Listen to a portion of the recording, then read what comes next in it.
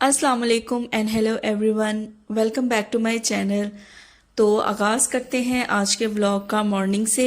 तो आज के व्लॉग में मैं बहुत ही सिंपल रेसिपी बना रही हूँ। बहुत कोई शानदार रेसिपी नहीं बना रही, हर घर में बनती है। मैं बना रही हूँ शलजम और उसके साथ में मैं बनाने लगी हूँ वाइट राइस। तो मुझे ये कम्बिनेशन बहुत अच्छा लगता है। गोभी पकी हो उसके साथ भी वाइट राइस बहुत अच्छे लगते हैं, शलजम के साथ भी वाइट राइस बहुत अच्छे लगते हैं, और लोबिया पकाया हो या राजमा उसके साथ भी। और साथ ही इस व्लॉग में मैं आपसे शेयर करूंगी कुछ ऐसे क्वेश्चंस जो बहुत ज़्यादा पूछे जा रहे थे, तो उनके आंसर्स भी मैं आज इसी व्लॉग में दूंगी। तो व्लॉग को एंड तक ज़रूर देखिएगा। तो चलिए स्टार्ट करते हैं। तो बहुत से क्वेश्चंस थे, जिनमें से कुछ क्वेश्चंस यूं थे कि आप अपना थोड़ा सा इंट्रोडक्शन दें, आप कहाँ से हैं, आप अगर मैरिड हैं तो आप अपने बेबीज या बच्चे जो हैं उनको शो क्यों नहीं करवाती। और ये क्वेश्चन भी बहुत आ रहा था कि आपने यूट्यूब की जर्नी कहाँ से स्टार्ट की। तो इस व्लॉग में मैं कोशिश करूंगी कि मैक्सिमम जितने आंसर्स मैं दे सकी मैं आपको ज़रूर उनके आंसर्स दूंगी। तो बेसिकली मैं पाकिस्तान से हूँ, मेरा जो होम कंट्री है वो पाकिस्तान है।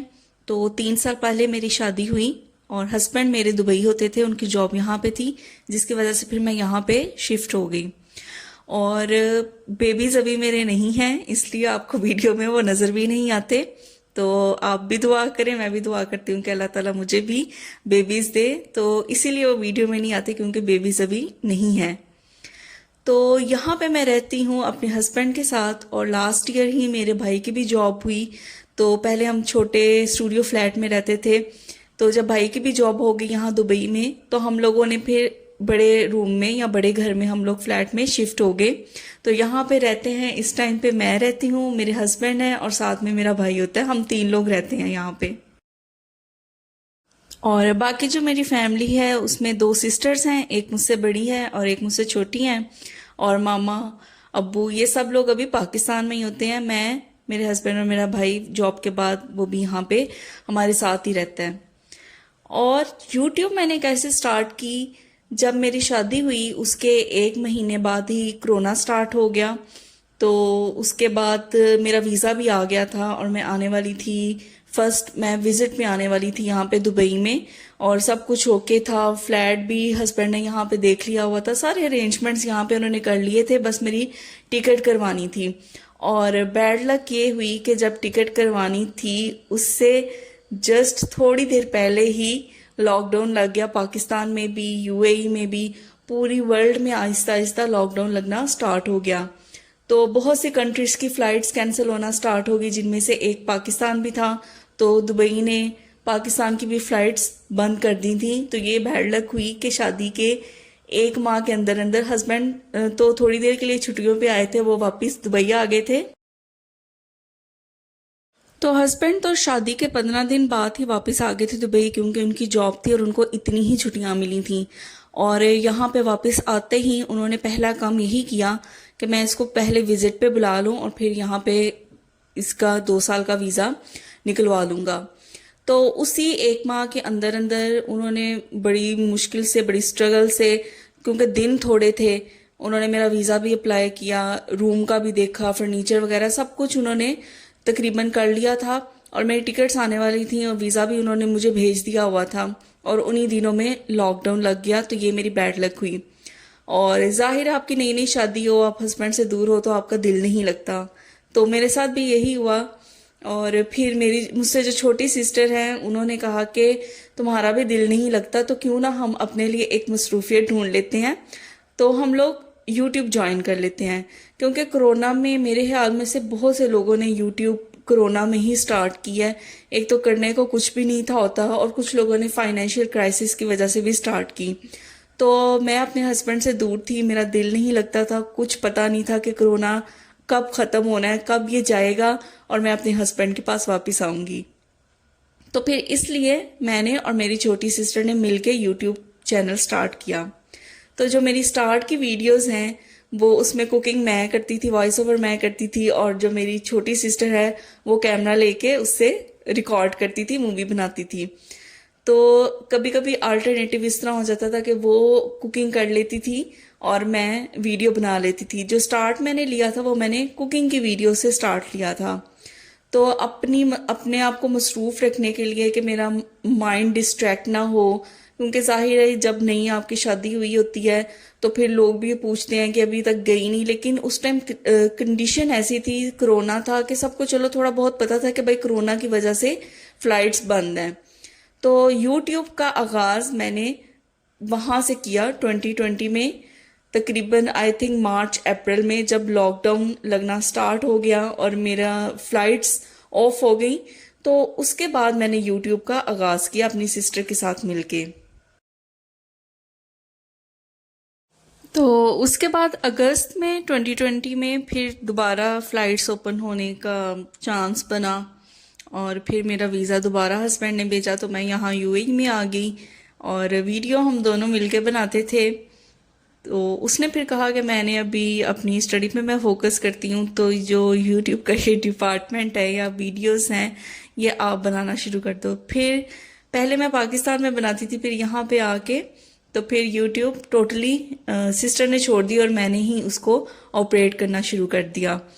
तो ये थी मेरी यूट्यूब की जर्नी। और उसके बाद फिर मैंने व्लॉगिंग अब स्टार्ट कर दी। पहले मैं कुकिंग की वीडियोस अपलोड करती थी, फिर मैंने अब व्लॉगिंग स्टार्ट कर दी। तो बेसिकली कोरोना में से ही यूट्यूब का आगाज़ किया था और अभी तक ये मेरे साथ है। तो ये था आप लोगों के कुछ सवाल जिनका जवाब होप सो मैंने देने की पूरी ट्राई की है। और बातों बातों में देखें जी, हमारा खाना भी रेडी हो रहा है। तो शलजम मैंने डाल दिया, मसाला मैंने भून लिया था और उसके अंदर मैंने अब शलजम डाल दिए हैं। तो एक दफ़ा मैं फिर इसको प्रेशर दे दूंगी ताकि जो शलजम है वो भी सॉफ्ट हो जाए। तो जब तक शलजम सॉफ्ट होते हैं उनको मैंने प्रेशर लगा के रखा हुआ है, तब तक मैं चावल भिगो के तो इनको रख लूँगी। तो चावल वैसे तो मैं ज़्यादा पकाती हूँ, लेकिन यहाँ पे मैं सिर्फ 3 कप पका रही हूँ। और ये भी मुझे उम्मीद है, बल्कि यकीन है कि ये भी बच जाएंगे, क्योंकि ये मैंने और हस्बैंड ने ही खाना है शलजम और चावल। भाई तो बिल्कुल भी नहीं खाएगा। और उसको मैं वैसे कॉल करके पूछ लेती हूँ जब वो ऑफिस में होता है कि आज मैं ये बना रही हूँ तुमने खाना है, क्योंकि वो बहुत ज़्यादा स्पेसिफिक और चूजी है चीज़ें वगैरह खाने में। तो उसने साथ ही इनकार कर दिया। जब तक मैं ये चावल भिगो चुकी थी तब मैंने उसको कॉल की। अगर मुझे पहले कर लेनी चाहिए थी ताकि मैं इतने ज़्यादा चावल ना भिगोती। खैर कोई बात नहीं। तो यहाँ पे चावलों को मैं अच्छी तरह से वॉश करके रख दूंगी, और जब हमारे शलजम पक जाएंगे तो फिर चावलों की बारी आ जाएगी।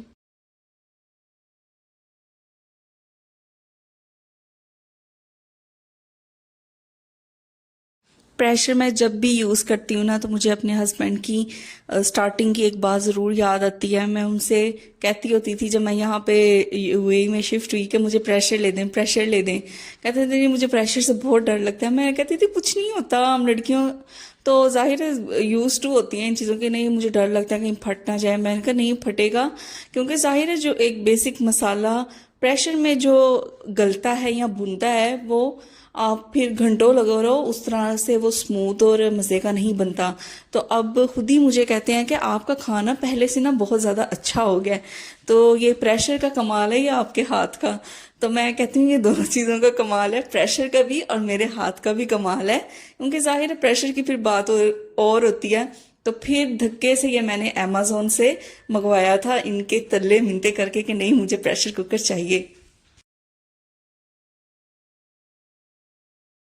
बस शलजम भी देखें गल गए हैं, तो इसके अंदर मैं ऐड कर दूंगी सूखा धनिया और गरम मसाला। ये मैं एंड पे ही ऐड करती हूँ। तो बस दोनों दोनों चीज़ें ऐड करके अच्छी तरह से इसकी भुनाई कर लेनी है। बस ये मज़ेदार शलजम बिल्कुल तैयार हैं। तो बस गार्निशिंग के लिए मैं इसके ऊपर ऐड कर दूंगी 2 से 3 हरी मिर्चें। और शलजम डन हो गए हैं। तो अब मैं कर लेती हूँ चावलों को कुक। तो यहाँ पे मैंने पानी रख दिया था चावलों के लिए, साथ ही इसके अंदर मैं ऐड कर दूंगी नमक, और थोड़ा सा इसके अंदर मैं ऑयल ऐड करूंगी ताकि जो चावल हैं वो आपस में जुड़े ना और खिले खिले बने। तो बस ये दोनों चीज़ें ऐड करके पानी को मैं उबलने के लिए छोड़ दूंगी। तो जैसे ही देखे पानी बॉयल हुआ है तो इसके अंदर मैंने ऐड कर दिए हैं चावल। और मैं बना रही हूँ वाइट राइस, बहुत मज़ा आता है शलजम के साथ, गोभी के साथ ज़रूर ट्राई करें। अमूमन काफ़ी घरों में तो ये बनता है, चावल शलजम के साथ या गोभी के साथ चावल बनते हैं, लेकिन हमारे घर में बहुत कम बनते हैं। तो ये हस्बैंड की फरमाइश पे ही मैं आज बना रही हूँ शलजम चावल। तो उनको मैं कह रही थी अगर आपने खाए ना, मुझे कह रहे हैं कि बनाओ, अगर आपने खाए ना तो फिर देखना। तो ये देखें जी, चावल हो गए थे तकरीबन 80 to 90% कुक हो गए हैं। तो इनको मैंने स्टेन कर लिया था और उसके बाद मैंने इनको दोबारा स्टेन करने के बाद रख दिया है चूल्हे के ऊपर और लगा दूंगी मैं इनको दम। तो बस फिर मज़े से हमारे राइस भी रेडी हो जाएंगे। तो ये था आज का मेरा व्लॉग। आपके कुछ सवालों के जवाब देने की मैंने पूरी कोशिश की और साथ में सिंपल सा हमारा डिनर मेन्यू था, शलजम और चावल। और ये यहाँ पे करते हैं वीडियो को एंड। अगर आपको वीडियो पसंद आई हो तो वीडियो को ज़रूर लाइक करें, शेयर करें, कमेंट करें और मेरे चैनल पे नहीं है तो चैनल को ज़रूर सब्सक्राइब करें और मेरी प्यारी प्यारी वीडियोस भी देखा करें ताकि मुझे इसी तरह हिम्मत मिले और आप लोगों की सपोर्ट मिले ताकि मैं अपने चैनल पे अच्छी तरह से काम कर सकूं। तो मिलते हैं आपसे नेक्स्ट वीडियो में। अपनी दुआओं में याद रखें। Till then take care. अल्लाह हाफिज़।